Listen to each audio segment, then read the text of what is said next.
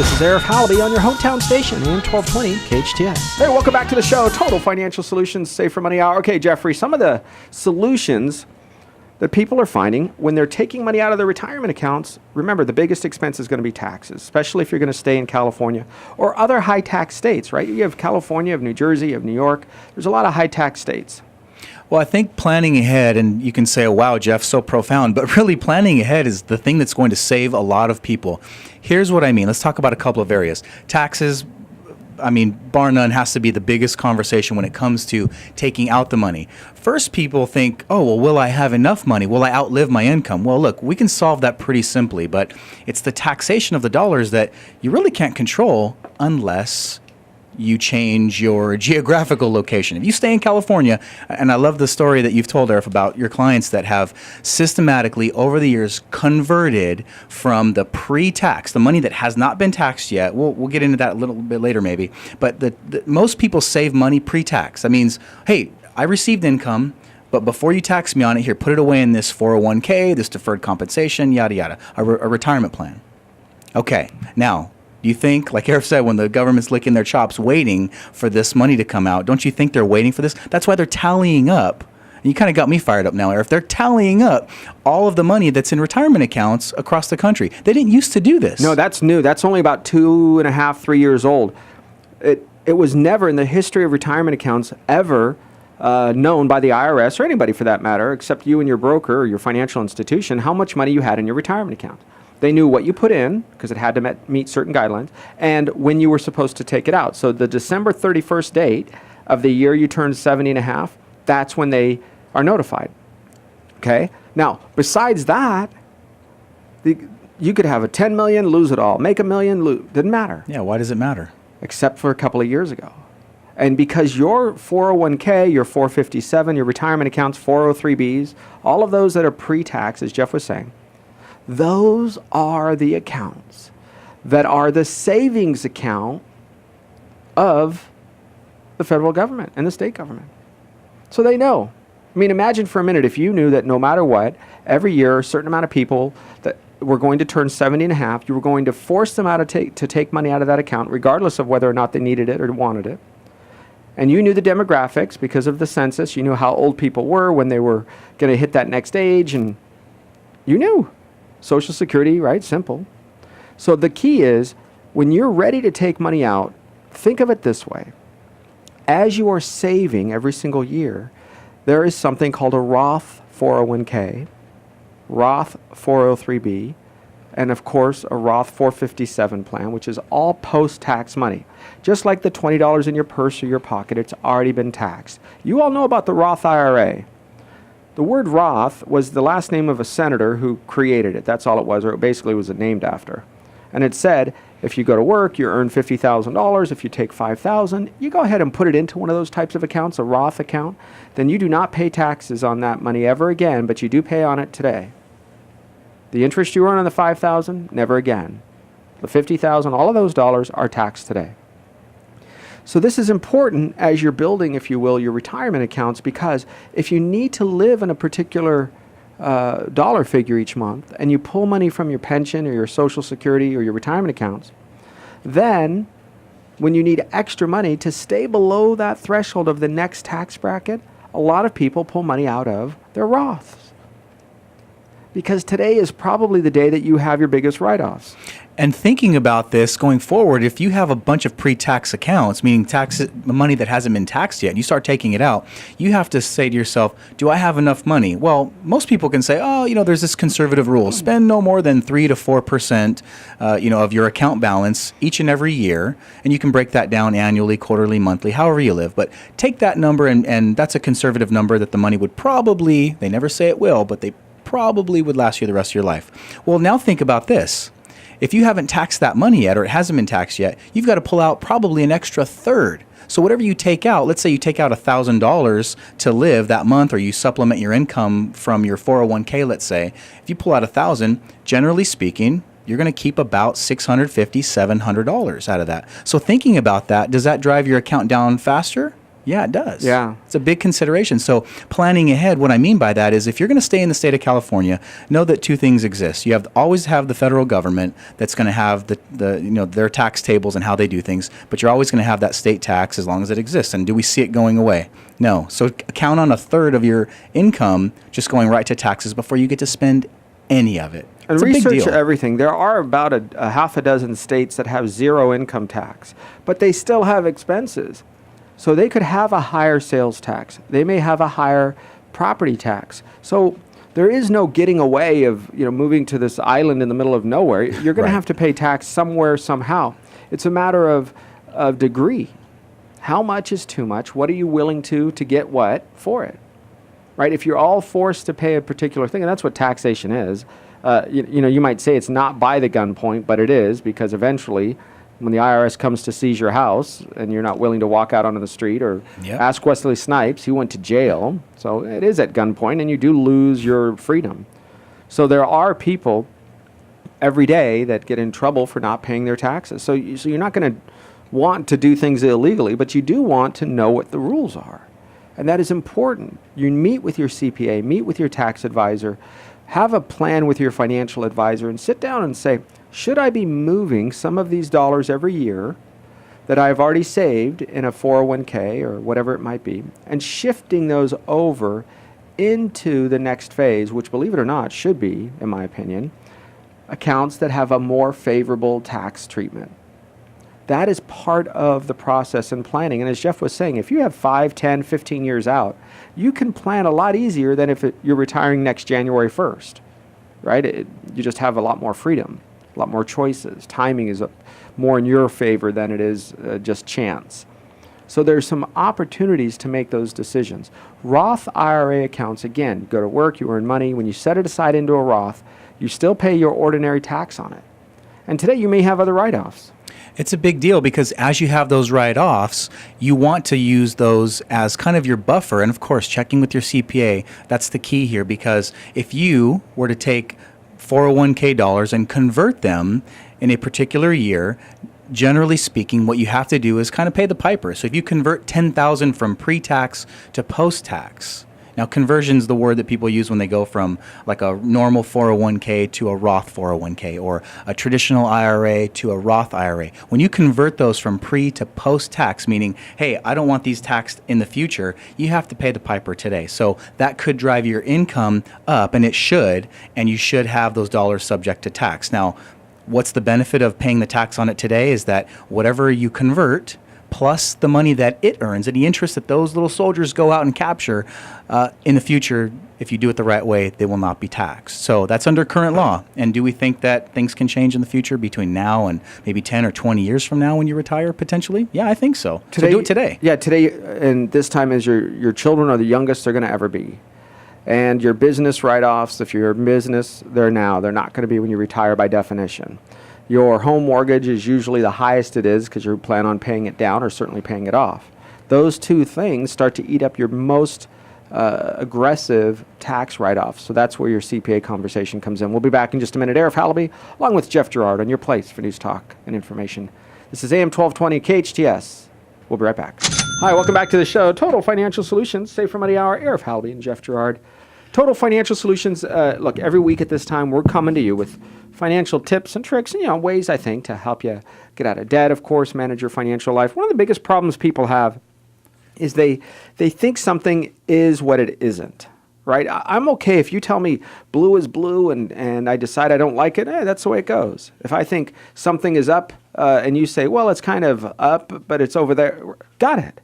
But when you say, left is right and up is down, in other words, when you say something is tolerant and the truth is it's oppressive, you go, maybe we should work on our definitions.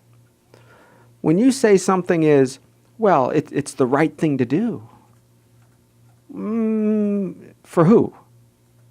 Right? The person making the rule? Look, you always heard about it, right? The golden rule, the king who has the gold makes the rule. Mm-hmm. Until he doesn't. So many people are worried about this government or this company or today, that company or that government or that political party that's in power sets up precedent. That means they do things a particular way. If tomorrow somebody else is there that is the opposite political persuasion or the opposite management style, and you've set in place a series of things, then you've got to be very careful. Today you think you're giving all that power to the IRS because they're collecting taxes and helping until they're not. Understand that every organization has a job to do. We would not have a military, we would not have an organizational country. I get it. But the amount of waste and money that is lost is staggering. Staggering. It's so mind-blowing that so many people would just, your eyes would glaze over and you would just forget it. I can't even focus. What are we having for dinner? You just change the subject in your mind. So you have to manage your own finances. You have to be a steward of your own money. That's where you're going to have the impact. And then, of course, the way you vote, right? You've heard us all say that. Vote what matters to you. Vote your ethics, your morals, your values. Vote down that direction. Very important, because that's where our power lies. City, state, county, federal elections, that's where it lies. But a big part of that, Arif, you have to take a look at the education level people have with respect to politics and economics.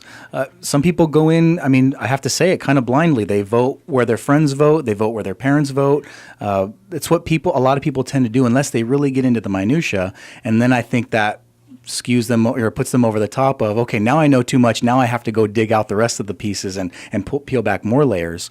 And then it becomes that place where you find that you have to know more, because it now becomes like, now I have a mission, and that's kind of the road people should go down, because we were just talking about this during the break, the way our country reacts or responds in either case to some of the policies that our administration puts into place, it affects us directly. And it seems like, we just go, okay, we'll vote the next president. Well, this guy will leave eventually, or this gal will leave, and then we'll vote somebody else in. Where other countries, 1 million people will stand on the shore of their country or roam the streets and protest, and yet we just kind of go, well, that's them. We're not like them. I think we just have it so good.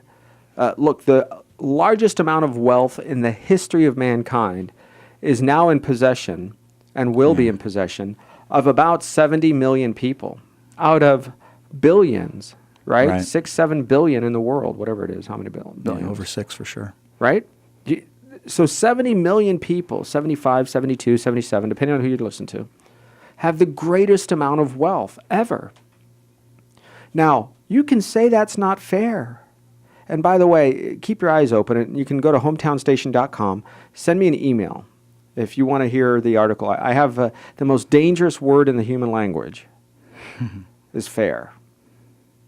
You want to oppress people? You want to steal from them? You want to institutionalize racism or bigotry? Use the word fair. Now, look, you taught your kids fair. That's not fair. Right? Second most dangerous is the word try. Be very careful when you use those words. They matter. You tell your children fair, and tomorrow somebody else says fair, then fair must be the way to go. If I just say that, it covers up everything. Your future, your family's finances, the future of the way you save for your retirement, everything, when you start to see the word fair, you're like, but fair for who? I'm sure somebody out there's got their hand up.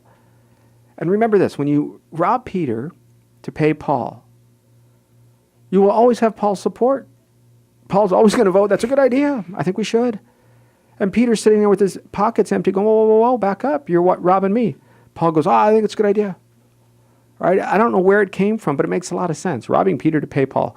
We did that a lot when you're young and you have a lot of bills and you make dumb decisions and you're like trying to get out of debt and you're trying to, manage your budget and you're doing stuff and you're going to take from this bill. Sorry, we'll get you in a couple of weeks on the next paycheck, and meanwhile I got to pay over here. That's where it came from, somewhere in that part of your life. But robbing Peter to pay Paul, you'll always have Paul's support. It's the small business owner. They're the ones that employ people, not these large corporations. We need them. I want large corporations. But it's the small business owners that make the difference. And when you're going to retire, it is not going to be with a pension anymore. A few of you are going to still have them, but only 19% of Americans actually have a pension. 19. 16%, 16 are government pensions. Wow. That means 3%, right? Did the math, carry the one, got it? 3 are company pensions. There isn't going to be one. It is you. And if you think the city and county dollars that are there are going to be there forever, they're just not. There's just no way in the world those dollars can be paid out the way they've promised forever. Because the greater the gap, then they have to tax the citizens of that community or city or area. And then you're going to tell me that somebody is going to be paying a tax when they can barely find a job and put food on their table. They're going to pay more money so that you can get a pension the rest of your life. Now maybe you can use the word fair. You're going to tell me that a small business owner has to lay off one employee, has to make less money even though he or she's taken the risk and working 12 hours a day. They have to pay more money to the city of Los Angeles or the state of California, wherever, so that the people who work for that city and county with great medical benefits and great benefits are going to receive money for the rest of their life. I'm not saying that's dirty or bad or wrong. I'm telling you, think for just a minute. You decide your own conclusions. There just isn't the money anymore. There just isn't. Okay, I'm crying chicken, whatever, you're right, cry wolf, whatever, the sky's falling, I get it. But I can promise you the math doesn't work.